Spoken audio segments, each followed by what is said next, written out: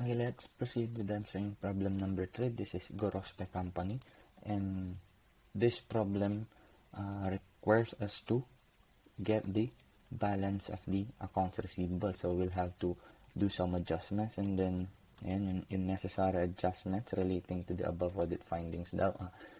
To recall yung problem 2 natin, sabi ko, we did cut-off tests and tracing, but we did not do any confirmations. No? Wala tayong tinanong na internal or external parties regarding the existence or correctness of the accounts receivable balance. No? So this time, in this problem, we will be doing confirmations. No? Nag-send tayo ng mga tanong, inquiries, confirmations from our customers to check their balances. No? Ganun po yung isang way natin sa audit. Pwede natin silang tanongin directly. However, of course, we have to get the permission of the audit client. Kapag naman hindi sila pumayag, then tingin na is wala naman just cause kung bakit sila hindi pumayag.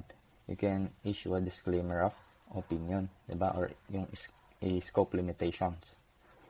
Now,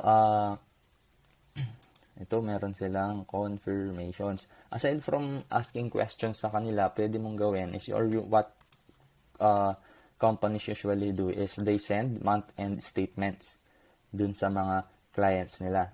In that way, yung mga clients na mismo yung magko-confirm or magde-dispute ng mga balances nila. Halimbawa, hindi nag-agree, magtatanong yung client, bakit mayroong ganitong balance ako? Sa accounts ko, wala na to, bayad na to. No? So that way, you can also confirm the accounts receivable balance mo. Okay, let's proceed with the confirmation. Start tayo kay AA, no? By the way, ito na, nag-create na ako ng report sa Excel para madali na lang natin siya sagutan. Ang sabi ni AA, merchandise found defective, returned by the customer on November 10 for credit, but the credit memo was issued by Gorospe only on January 2020. So sabi niya defective daw at na-return ng customer November 10 pa lang, and then nag-ask siya for credit. However, the credit memo daw was issued next year lang. No? So, ibig sabihin, ito, isa lang naman yung balance niya, diba? Ito lang yung outstanding ni AA. So, definitely, ito yun. Yung 23,000, this should be zeroed out or i-adjust natin. Lagi tayong adjustments dito. Kailangan, mabukasan yung ating accounts receivable by 23,000. Bakit? Ini-return daw to because the merchandise relating to this are defective. So, yung 23,000 deduction from accounts receivable. Ano kayang klaseng deduction to? Since na-return siya, since nag-issue ng credit memo, pwede siyang sales return, diba? Binalik yung mga merchandise. So, ganun lang yun. So, si BB naman, company or customer filed for bankruptcy. Bankrupt siya. Administrator advised, under administration na siya, under liquidation na, that customer is still capable of paying all the past due accounts, but regrets to say that only 50% of the current account may be remitted. Makakapagbayad naman daw siya relating to this accounts, yung mga past due natin. However daw, yung current, this one, up to 50% lang yung kaya niyang bayaran. No? So, what we can do here is, since meron tayong confirmation na bankrupt nga siya, lagay na tayo ng allowance for the 50% ng ating current account balance. No? So, we will deduct our net realizable value by 31,000. Ayun, no? And then, so, since, uncollectible accounts, pwede natin lagay yan sa bad debts expense, no? Huwag naman natin i-write off, no? Pwede naman yun i-write off once na-confirm na talagang uncollectible na sila. Dito, sa KCC naman, merchandise worth 40,000 destroyed in transit on January 4, 2019. The courier was billed on July 1. And then CDAW, CEE Transport and II Company. So, itong 40,000 na to, destroyed in transit. That means hindi siya nakaabot sa kanya. It was never delivered. And so, kailangan natin siyang tanggalin. Tama? Hindi naman niya na-receive eh. Wala tayong sa kanya. Collectibles. So, 40,000. So, hindi niya na-receive. Tapos, sabi ng problem is CEE Transport and II Company. CEE daw, Ito, CE Transport, meron tayong receivable sa kanya na 40,000. So, ibig sabihin, from this we can infer that si EE Transport pala, yung carrier niya. And then, ni-recognize natin na meron tayong receivable na 40,000 sa kanya. Siguro, this is covered by insurance ng transport, diba? Or we had an agreement with the transport or carrier company na kailangan niyang bayaran yun since hindi nakaabot sa ating customer. So, tama lang na nagka-receivable tayo na 40,000 kay EE Transport. Pero, since ito, hindi niya na-receive, kailangan ililess natin. Tama? Ito, okay lang to. And then, meron pa palang related, sabi niya si II Company. Ito, customer wants to know the reason for receipt of 40,000 credit memo as its accounts payable balance is 100,000. Ito medyo honest si II Company, di ba?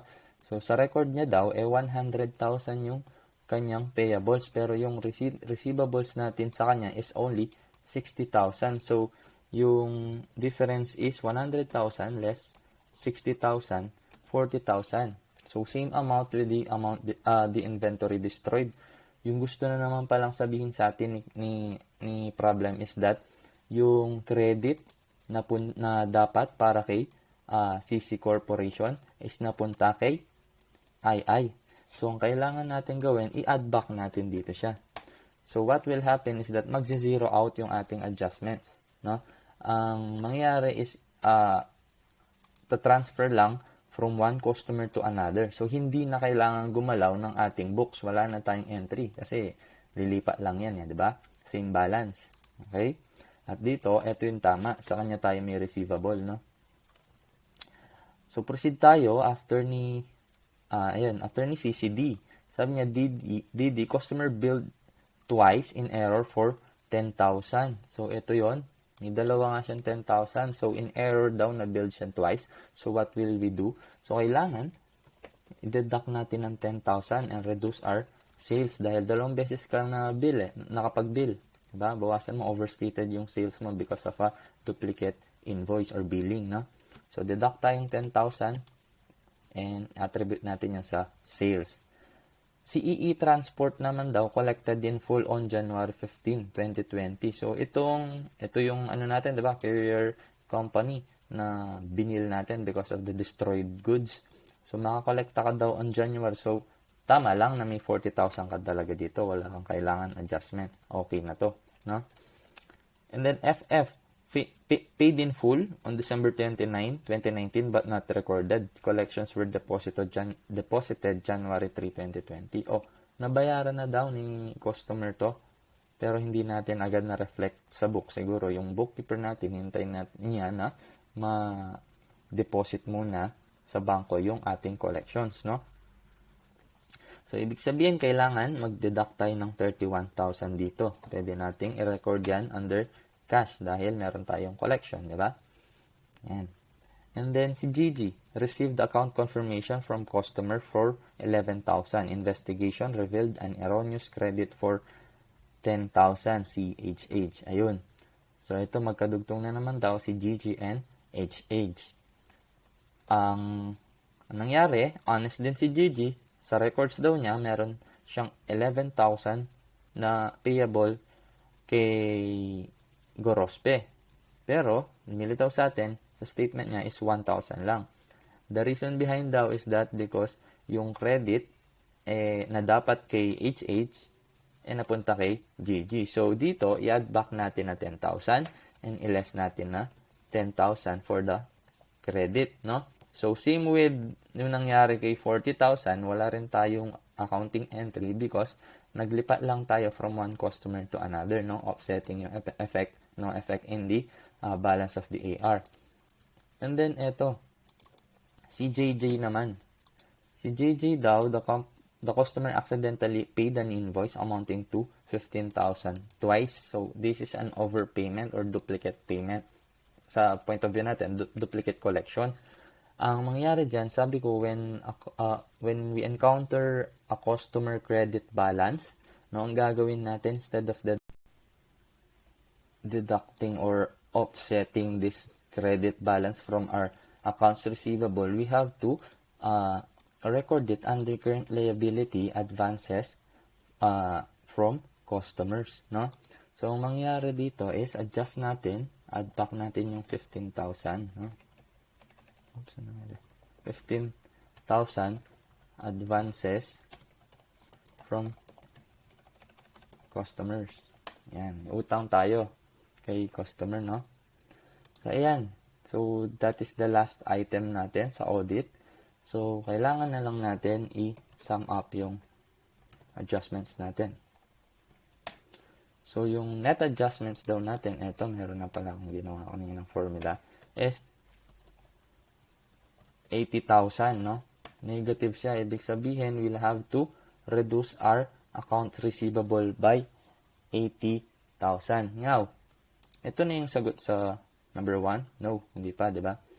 The answer for number 1 would be, so magkano ba yung ating receivables? Tignan natin. So, 490 yung ating total receivables, di ba? Less 80. Ibig sabihin, isum na lang natin siya. Ito is net adjustments and then yung adjusted AR natin. 410,000. Ito po yung ating sagot. Yan. Now, for number 2, what are the necessary adjustments relating to the above audit? I-entry lang natin yung mga to and gawa na lang tayo ng compound entry. Madali lang naman yan. Diba? So, sales return, 23,000. So, debit natin sales return to reduce. No? 23,000. And then, bad debts expense.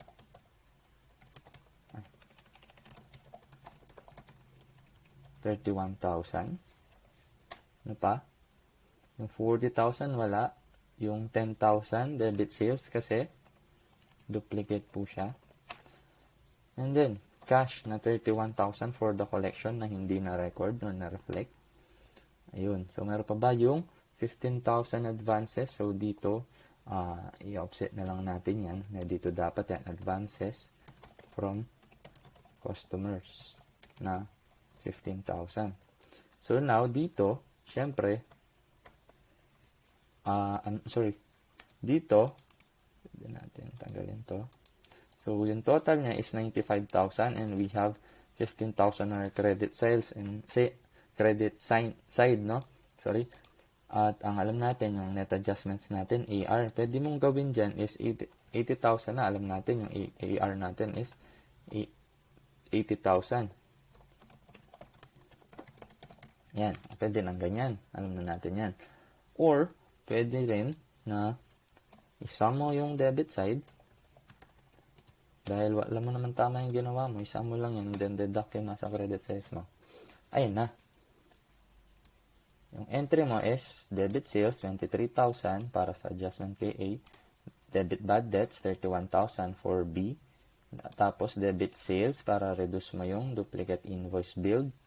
And then yung cash collections, debit 31,000. Tapos reclassify natin yung credit balance, gawin nating liability, 15,000. Then net adjustments would be 80,000 dun sa accounts receivable natin. Okay? So, ganun lang siya, yung problem number 3. Solve na natin. Okay?